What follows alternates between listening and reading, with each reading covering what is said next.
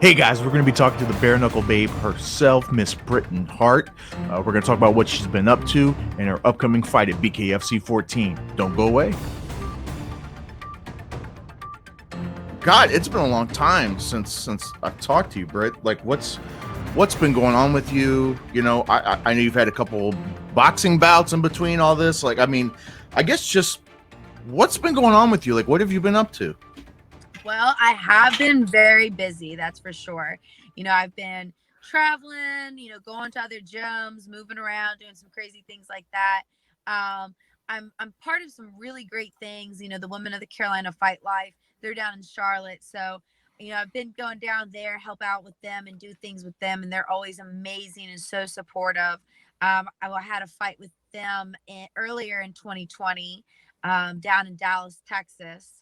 So that was an experience. And then up in staying near like Pennsylvania, New Jersey area with Mark Roxy. And we actually had a boxing fight against an undefeated girl in New Hampshire for Boston Boxing Promotions. And that ended up being my first round knockout. So this will be my third fight in 2020. So Wow. I'm actually doing pretty good despite, the COVID and the craziness that's going on. Yeah. Yeah, it is crazy, man. I mean, it's crazy is kind of an understatement, right? With everything that's happened this year, but what do? You keep pressing forward, right? I mean, that's the only thing we can do. Just keep pressing forward and just keep going. I don't know. Right. And I think that defines me kind of like a little bit like of who I am and how I am. Like, when they think of me as a fighter, it's like, gosh, she never Yeah. stops, she never gives up. And it's true in this situation too. I had like all my gyms closed down. I lost all, I had 3 jobs. I was working 3 jobs at the time. I lost all 3 jobs. And I just never let those be excuses. And I, took it as a moment to capitalize on and be more active when some people might be, sitting on their asses, not doing anything, or, dealing with whatever situation they have. I mean, everyone's kind of going through it and it's hard, but I made sure that I capitalized on the best. And it's, really has helped me kind of get that edge that I need starting so late. Yeah, 100%. So you talked about with everything that's been going on, right? Gyms closing, everything. You couldn't do anything for a while, right? For months, everybody was kind of waiting to get back in the gym. What have you done? Have you adopted any maybe new methods or any new training methods, since COVID? Have you changed up anything or Oh man, it's been crazy. So when COVID first hit, I didn't know what to do. I was in a really great gym and I really liked where I was. And I, started going to the parks. It was, thank God, when I don't want to say thank God, but fortunately it was March, April when I think the thing first started happening and being a big deal. Yep. So it was able to go to the parks and stuff. And then after doing that for a little bit, they start closing down the parks. They start having like caution tape around that and all that. And I'm not gonna lie, I went and ripped down the caution tape and did it anyways. I was like, we're outside, whatever. I'm not letting that be a barrier on stuff. So I still worked out outside. And then I think it was actually Bare Knuckle that, well, no, I had one fight in March down in North Mhm. Carolina that fell through, so I was heartbroken over that. And then I got offered a fight for Bare Knuckle in June, and then that one got canceled. And then the one in July, they Yep. were like, yeah, that's being postponed. So was training the whole entire time, but the fights just kept falling off last minute. So usually as a fighter, sometimes that can break your heart and discourage you. And I kind of was just like, I kind of had a fuck it moment and was just like, you know what? I knew it was going to happen. I'm just going to still do me. I got lucky. I got to be in a home gym. So we called it the Bat Cave. So I got to be in a home gym for like 3 months that had like everything boxing wise you need. So I was really thankful for that. And I got to go to Indio's Boxing Club when it opened up in Bethlehem and work with some people there. So I still was getting sparring and I never really missed out on the action. Um, and even right now, at Lux Boxing Gym down in Danville, Virginia, it's open and they have a lot of great people coming in there. There's a lot of sparring. So I've definitely been able to find ways to overcome everything and stay actually pretty busy. Yeah, we were talking before, about like working out outside and stuff and like doing running.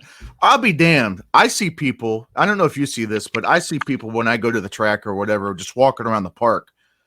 I refuse to wear a damn mask outside. I'm not doing it. Yeah. I won't do it. I won't I'm do it. I see people masked up outside and jogging and I'm like, no, I'm not doing it.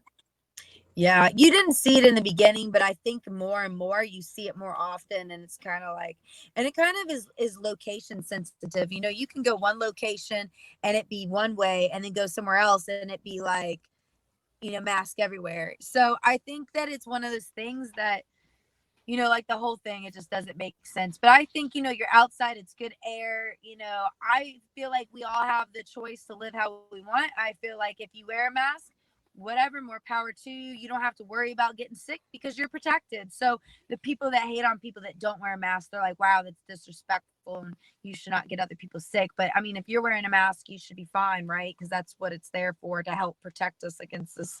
So for me, Yeah. I'm like you too. I'm not wearing a mask outside. I really don't wear them inside either, but if it's required, I respect the rules and I respect Yeah. other people if they say something. But outside, no, I'm out there to breathe fresh air and freaking get oxygen and have some normalcy in my life. Like, Yeah. really, I think a lot of people have been trying to change their lives so much where I've really been thinking on how to make my life still be somewhat normal. Yeah. Yeah. No, 100%. Yeah. If it's required, mandatory, okay. You know, I get it. Yeah. Walk around a store or something nowadays, you have to have it. All right, whatever. But yeah, I try not to wear it as much as possible. Anyway, enough about COVID. So you mentioned Kevin Smith. You're with the Smith Brothers, his group now. Talk about that. How did that all come about? It was honestly, I think with most things in 2020, it's just a blur, you know. I Yeah. think it's one of those things.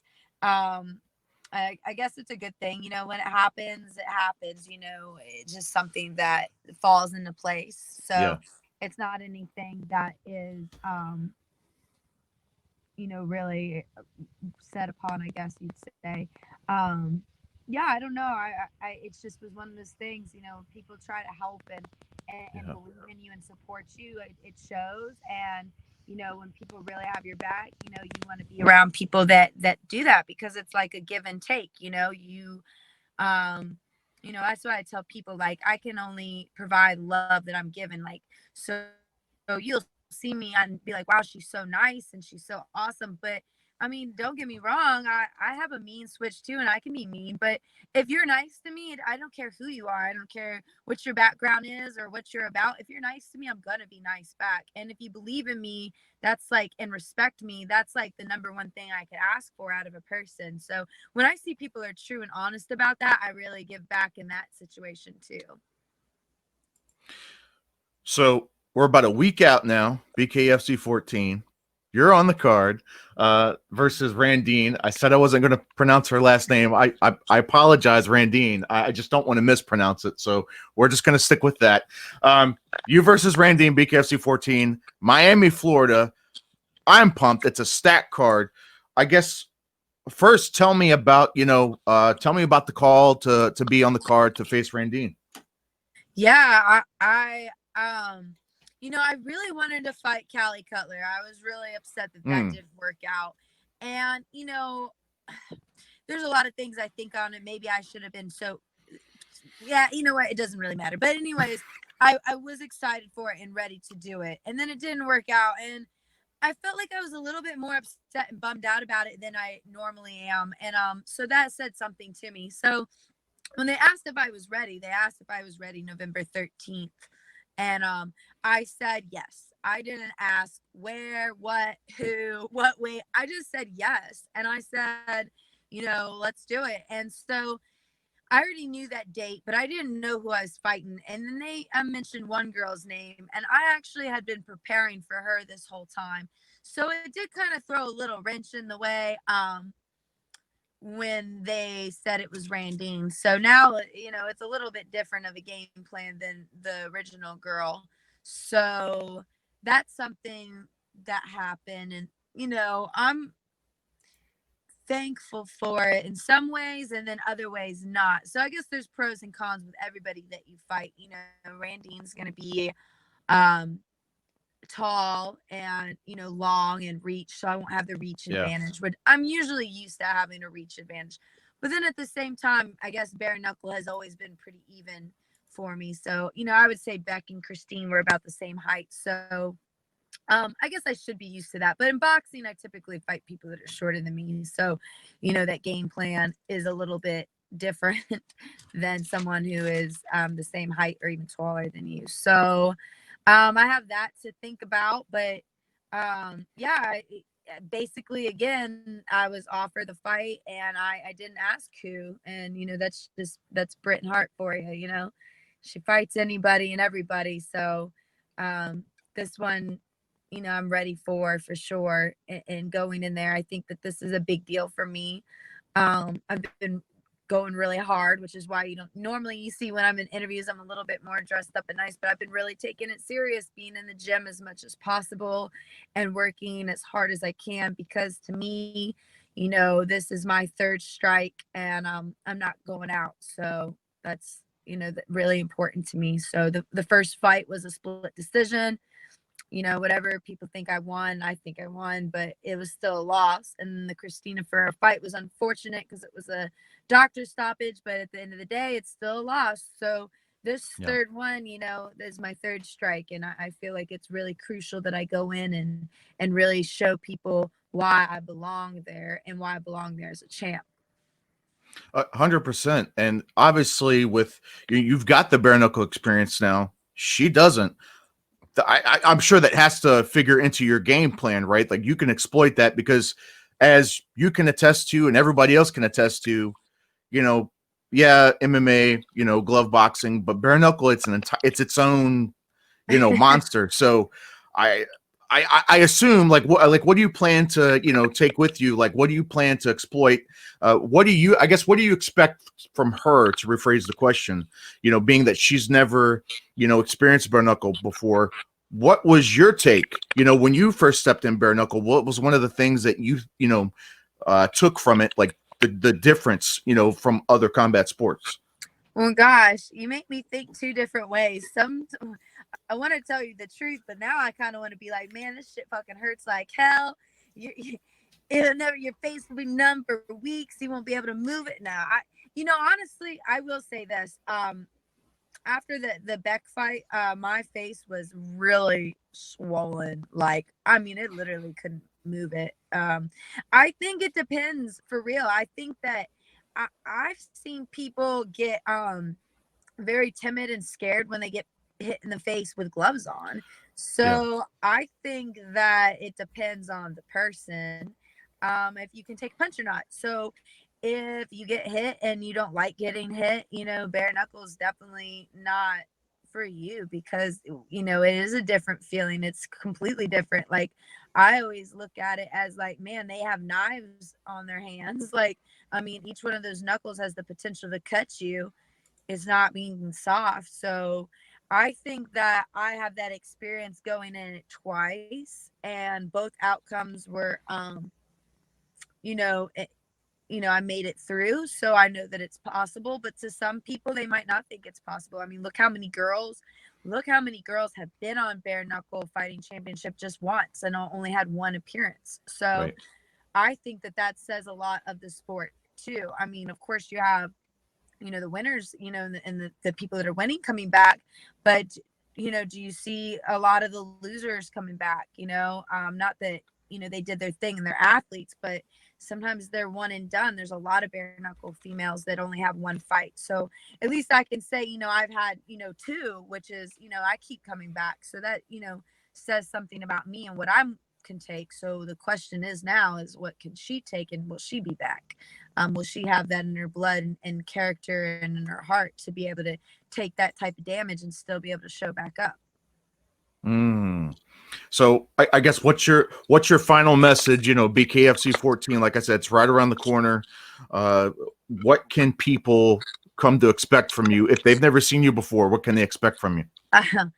I it's just definitely a show. It's going to be a great, like you said, it's a stacked card. I'm super excited for the other fighters on the card. You know, there's 4 fighters that I'm like super, super, super excited about. So, and then for me, you know, then you got me. I think that I'm somebody extremely different in the game, in the sport of bare knuckle boxing, and bare knuckle fighting. I'm very different. I'm very exciting, and I have a high energy, which you don't normally see with fighters. So, I think that I'm out there to show the world what I'm made of, which people already kind of know, but I'm out there to do it, you know, bigger and better than ever, and show people that I have power. And I'm really on that train right now, is trying to prove my power and my knockout power, and what I bring as being hard hitting. Awesome. Well, I'll tell you what, like I said, I'll say it a million times today. I'm sure I can't wait. I'm looking forward to it. Britain Hart, thank you so much for the time, for the interview. We appreciate you. Good luck next Friday. We'll be there, so we'll definitely be we'll be watching. So take care, and we will. That's right. I've never been to Miami, so I'm pumped for that too. So yeah, I've been to Tampa, Orlando, but I've never been that far south. So I'm pumped. I'm pumped for it. All right, Britain. Well, take care. Like I said, we appreciate you, and good luck. Thank you so much for having me on the show. I really appreciate it. Have a good one. Bye.